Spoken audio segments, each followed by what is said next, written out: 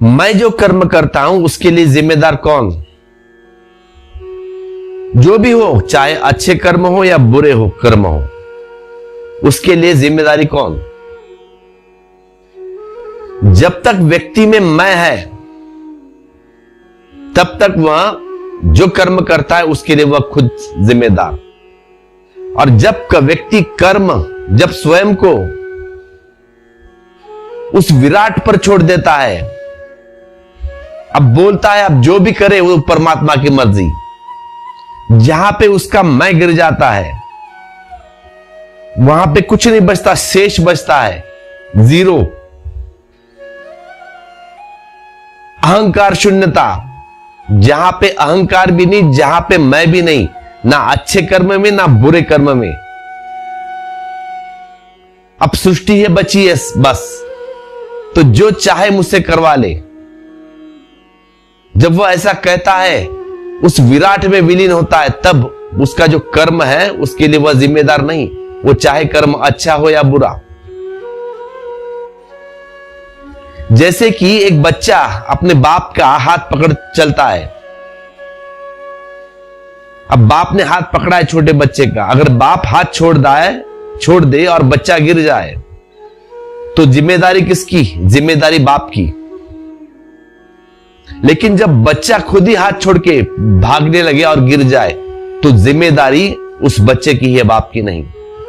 Responsibility, उत्तरदायित्व आपके ऊपर निर्भर है। अगर आप अहंकार के सहारे जीना चाहते हैं तो आप जो भी कुछ कर्म करते हो, अच्छा कर्म करते हो या बुरे कर्म करते हो, तो आपके लिए करते हो, दूसरों के लिए नहीं। तो जो भी आपने कुछ किया कर्म, उसके उत्तरदायी आप हो। जो भी भुगतना है, अच्छा व बुरा, उसके उत्तरदायी आप हो, क्योंकि उस करने के पीछे जो करता है वह आप है, दूसरा कोई नहीं, आप है। तो वैसा कर्म खुद का कर्म है, उसके लिए कोई परमात्मा रिस्पॉन्सिबल नहीं या प्रकृति नहीं। जो भी कुछ होगा उसके लिए आगे आप जिम्मेदार है उसके लिए। एक व्यक्ति ने समर्पण किया है उस विराट को और कहता है कि अब तेरी मर्जी, चाहे बुरा हो या अच्छा हो, तू करवाने वाला है, अब तेरे ऊपर सब। अब अगर उसने मंदिर बनाया और कहा कि ये मंदिर मैंने बनाया है, और वही व्यक्ति कल जाके चोरी करता है और कहता है कि चोरी परमात्मा ने की है, तब वह उस आदमी ने कुछ छोड़ा नहीं है, अपने को उस विराट के ऊपर छोड़ा नहीं। वह बेईमानी करता है, वह बेईमान है, वह अपने आप के साथ भी बेईमानी कर रहा है और परमात्मा के साथ भी बेईमानी कर रहा है। झूठ कहता है कि मैंने विराट को सौंप दिया, लेकिन जब वे कहता है कि परमात्मा ने मंदिर बनाया, मैं कौन हूं, मेरी क्या हैसियत, खुद मंदिर बनाकर भी कहता है कि यह परमात्मा ने बनाया, तो फिर जब चोरी करता है तब वह कहेगा कि परमात्मा ने चोरी कराई, मैं कौन हूं, सब उसकी मर्जी। तब उसे सजा भी मिले तब वह कहता है कि मेरी मर्जी नहीं, उसकी मर्जी, उसने दी सजा तो ठीक। तब वह श्रेष्ठ, तब उसने सारा परमात्मा के ऊपर छोड़ दिया, उस सृष्टि के ऊपर छोड़ दिया, तब फिर कोई कठिनाई है नहीं। जब तक व्यक्ति कर्ता के भाव से जीतता है, कोई व्यक्ति कर्ता के भाव से जीता है, तब तक सारी जिम्मेदारी उसकी है। जहां पे मैं हूं, सब सारी जिम्मेदारी उसकी, सारे कर्म उसके। जब वह कहता है कि सारा मैं सौंप दिया तुम्हें, तो सारी जिम्मेदारी उस ईश्वर की, उस सृष्टि की, उस परमात्मा की। तो चाहे फिर अच्छे कर्म हो या बुरे कर्म हो, उसका कोई इन्वॉल्वमेंट नहीं। वो सारे कर्म परमात्मा के हो गए, उसका कर्म कुछ नहीं। एक फकीर यात्रा कर रहा है ट्रेन से, कुछ सामान था उसका, अपने सर के ऊपर बोझ रख के बैठा है ट्रेन के सीट के ऊपर। ट्रेन चल रही है, सामान सर के ऊपर, ठीक ठाक जगह भी है बैठने को, सामान रखने के लिए भी जगह है, लेकिन सामान सिर के ऊपर रखा है। तो आजू बाजू वाले लोग उसे कहते हैं कि महाशय, आप सामान सर के ऊपर क्यों लाद के बैठे हो? सामान नीचे रखिए, आप आराम से बैठिए, इतनी तकलीफ क्यों झेलते हो? तो फिर उस फकीर ने कहा है कि मैंने टिकट लिया है मेरा, सामान का नहीं, इसीलिए मैं सामान नीचे क्यों रखूं?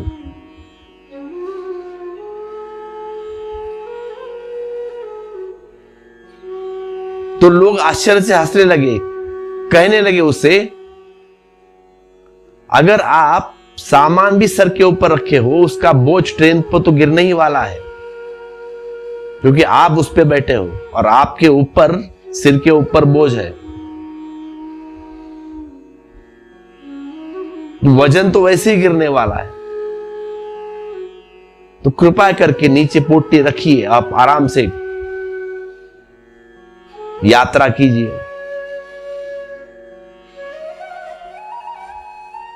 तब वह फकीर भी हंसने लगा, मैं भी क्या पागल हूं, उतारी पोटली और रख दी बाजू में। तो फिर उस फकीर ने कहा, मैं तो यह सोचकर कि तुम सब सारी जिंदगी का भार अपने ऊपर रखते होंगे,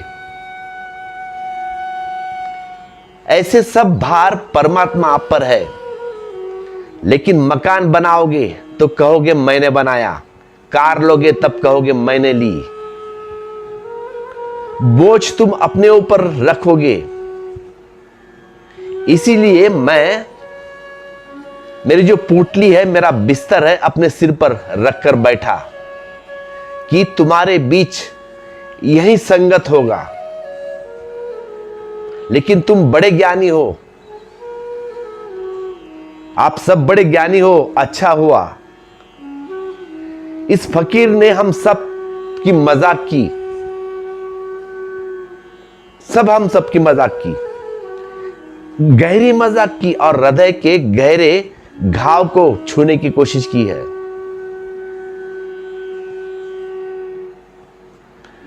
जब हम जिम्मेवार है, तब भी वस्तुतः तो परमात्मा ही जिम्मेदार है, लेकिन वस्तुतः कोई सवाल नहीं। तब तक हम अपने सिर पर बोझ रखने का कष्ट तो भोगेंगे ही।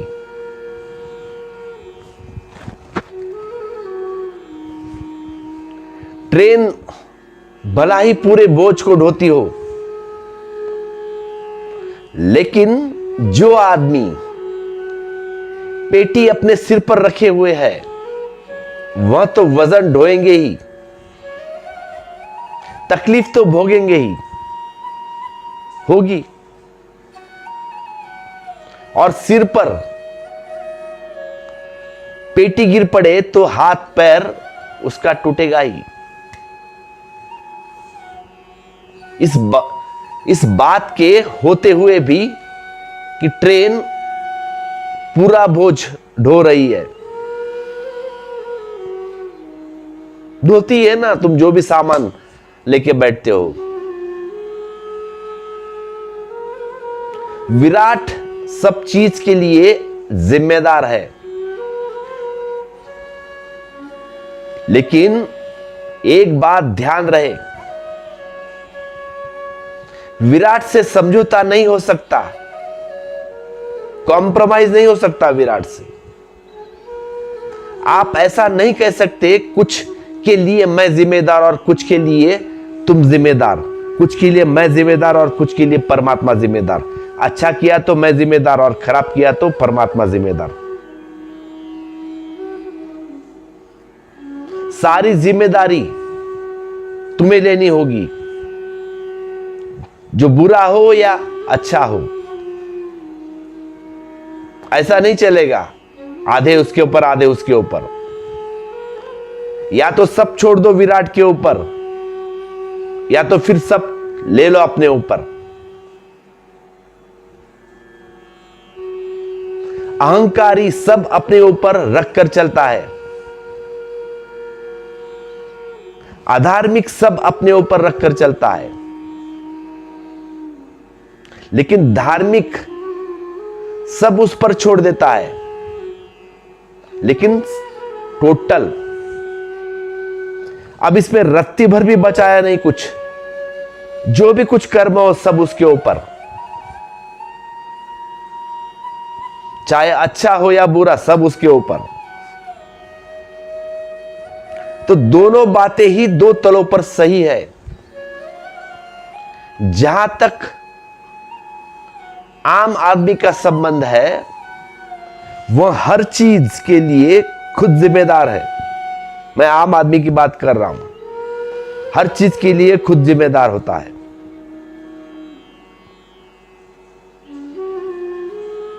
और इसीलिए जिम्मेदारी का दुख भोगता है। जो भी हो दुख, संताप, पीड़ा, जो जानता है वह सब छोड़ देता है प्रभु के ऊपर। फिर वह दुख नहीं भोगता, फिर वह स्वतंत्रता का सुख भोगता है। फिर वह सब दायित्व से मुक्त होकर फूल की तरह हल्का फुल्का हो जाता है। फिर पक्षियों की तरह गीत गा सकता है, मोर की तरह नाच सकता है, फिर नदियां झरने की तरह बह सकता है। फिर उसकी जो जिंदगी है वह बोझ नहीं रहती, बोझ से दबी नहीं होती, स्वतंत्र। और ध्यान रहे, बड़े मजे की बात है, जो व्यक्ति परमात्मा के ऊपर सब छोड़ देता है, जो भी करे आप परमात्मा की मर्जी, तो उतना ही वह बुरा कर्म करने को मुश्किल हो जाता है। क्योंकि सारा कुछ परमात्मा के ऊपर छोड़ दिया, अब वह बुरा कर्म नहीं कर सकता, मुश्किल हो जाता है उसके लिए। क्योंकि बुरा कर्म करने के लिए अहंकार अनिवार्य चीज है। अब जिसने परमात्मा के ऊपर छोड़ दिया तो बुरा कर्म हो नहीं सकता, मुश्किल हो गया। उसके लिए बुरा कर्म हो ही नहीं सकेगा, क्योंकि बुरा कर्म करने के लिए अहंकार एक सबसे बड़ी अनिवार्य चीज है। और जो व्यक्ति जितना अहंकार से भरा हुआ होता है, उससे शुभ काम हो ही नहीं सकता, शुभ कर्म नहीं हो सकता, क्योंकि अहंकार है। अहंकार शुभ कर्म करने के लिए बाधा है।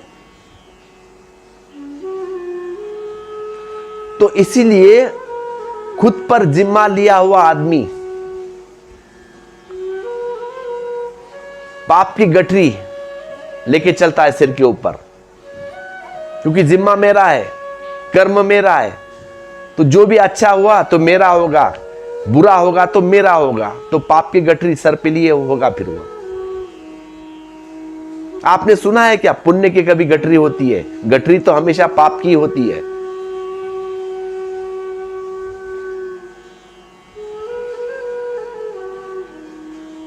अब जिसने सारा कुछ छोड़ दिया परमात्मा के ऊपर, तो वह गठरी से मुक्त हो गया।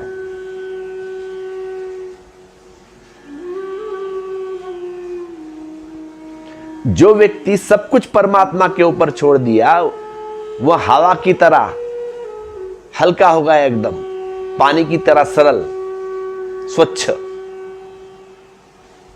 फिर जो होता है, उसके लिए फिर कोई कठिनाइयां नहीं होती, ना कोई बोझ, ना कोई दायित्व, ना कोई पुण्य, ना कोई पाप, ना कोई कर्म।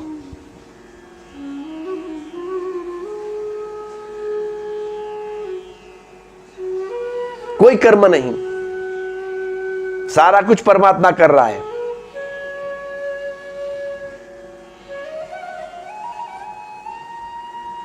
जब ये दो बातें मैं कहता हूं कि व्यक्ति जिम्मेदार है अपने प्रत्येक कर्म के लिए, तो मेरा मतलब है जब तक आपका अहंकार है तब तक, जब तक व्यक्ति है तब तक आपको जिम्मेदार होना पड़ेगा।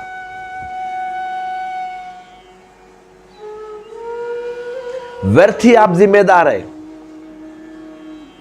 ट्रेन पर चढ़े, गठरी सिर पर रखे हुए, जैसे फकीर ने रखी थी, तो जिम्मेदार कौन?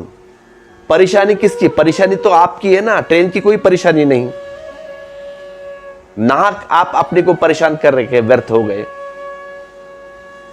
जैसे ही व्यक्ति अपने को छोड़ देता है, समर्पित हो जाता है, वैसे ही व्यक्ति जिम्मेदार नहीं रहता। तो जिम्मेदार होता है वह विराट, वह परमात्मा। फिर उस विराट की जिम्मेदारी तो कोई नहीं है। विराट किसके लिए रिस्पॉन्सिबल है? नहीं होता विराट किसके लिए रिस्पॉन्सिबल। किसके प्रति जिम्मेदार होगा? व्यक्ति होता है किसके प्रति जिम्मेदार, अपने लिए या दूसरों के लिए। विराट को जिम्मेदारी का सवाल ही नहीं बनता, सवाल नहीं है। इनमें कोई विरोध नहीं। यह दो तल पर चीज को देखना है। दो तल है। अज्ञान के तल पर समझना पड़ेगा, अज्ञानी के तल पर समझना पड़ेगा। एक ज्ञानी का तल है, ज्ञानी के तल पर भी समझना पड़ेगा। और बहुत बार बड़ी उलझन होती है। ऐसी उलझन होती है कि अज्ञानी होता है तो अज्ञानी की तल पर और ज्ञानी की तल पर की बातें करता है। अज्ञानी तो है लेकिन ज्ञान की बातें करता है, तब कठिनाइयां हो जाती है। और ऐसा रोज होता है, हमेशा होता है।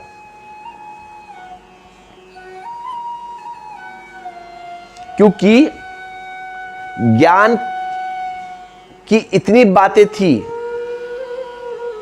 अज्ञानी उनको करना सीख गया। अज्ञानी भी ज्ञान की बातें करने लगते हैं।